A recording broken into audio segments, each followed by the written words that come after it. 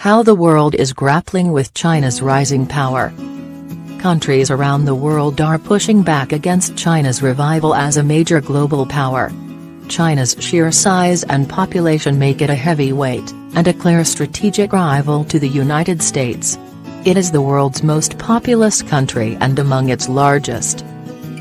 Its influence has boomed, along with its economy, in recent years, as the US and Europe nurse the wounds from devastating financial crises. This has concerned several countries, particularly the US, which is keen to retain its dominant position in the world. Here are some areas where governments are grappling with Chinese influence. Trade war and beyond? U.S. President Donald Trump's administration launched a trade war with China this year, hitting about half of Chinese imports to the U.S. with tariffs. It says the tariffs are a response to China's unfair trade practices and alleged intellectual property theft. They are part of a protectionist policy which has seen the Trump administration pull out of and renegotiate multilateral trade deals and challenge the global free trade system. Many in Beijing suspect that the U.S. wants to block China's rise, which is seen as a challenge to the U.S.'s own established hegemony. Speaking at the World Economic Forum in Davos in 2017, Chinese President Xi Jinping said, "Countries have the right to development, but they should view their own interests in the broader context, and refrain from pursuing their own interests at the expense of others." Yet since the opening salvo, the dispute between the world's two largest economies has not only escalated but also broadened. In a recent speech, U.S. Vice President Mike Pence said China had chosen economic aggression when engaging with the world and debt diplomacy to spread its influence. "There was no doubt China was meddling in America's democracy," he said. The scale and multitude of attacks has many analysts thinking the U.S.-China dispute is about more than just trade. The Chinese think the U.S. wants to contain them, and certainly a lot of people here do. "A lot of people in the U.S. think the Chinese want to take over the world," said C. Fred Bergson, founding director of the Peterson Institute for International Economics in Washington. "All current Americans grew up in a world where the U.S. is dominant. When somebody seriously challenges that, as the Chinese are, it's viewed as a pretty fundamental threat and risk." While the pressure on the U.S. government for a more assertive policy towards China has grown over the years, some say Mr. Trump is carrying out an extreme and crude version of it.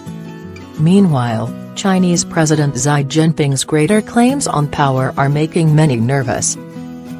The big egos and strong stances of the two leaders are exacerbating it, so at the moment it's really a collision course towards a Cold War, said Mr. Bergson, who previously also worked as former U.S. Secretary of State Henry Kissinger's deputy for economic policy, national security.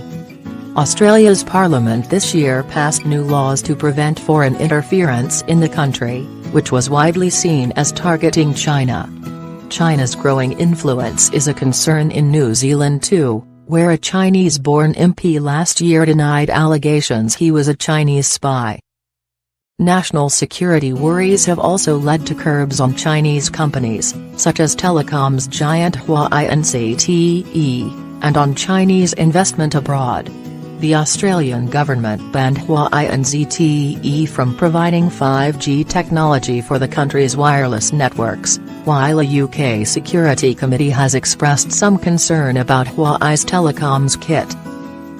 "I think there is a genuine reason to be concerned because of the lack of transparency about Huawei's relationship with the Chinese government and the Communist Party," said Steve Tsang, director of SOE's China Institute in London. Germany's government earlier this year also vetoed the takeover of an engineering company by a Chinese firm on the grounds of national security, debt diplomacy. Countries that are supposed to be benefiting from China's increased wealth also seem to be growing more cautious. Beijing's Belt and Road Initiative, first unveiled in 2013, aims to expand trade links between Asia, Africa, Europe and beyond. But the multi-billion-dollar project, which some fear could cause debt problems in certain countries, is facing growing resistance. Sri Lanka, Malaysia and Pakistan have all expressed concerns about the program. Recipient countries worry about debt accumulation and increased Chinese influence at home. I think first and foremost this is a tool for China to expand, to strengthen its soft power influence through economic diplomacy, said Michael Herson, Asia Director at Eurasia Group. There is also a strong strategic dimension which comes into play in the projects that focus on the energy sector and on port deals which serve China's interest in securing strategic assets overseas. Mr. Pence highlighted these strategic interests in his speech, flagging the experience of Sri Lanka, which had to hand over the control of a port to China to help repay foreign loans. China uses so-called debt diplomacy to expand its influence. Today, that country is offering hundreds of billions of dollars in infrastructure loans to governments from Asia to Africa to Europe and even Latin America, Mr. Pence said. Yet the terms of those loans are opaque at best, and the benefits invariably flow overwhelmingly to Beijing.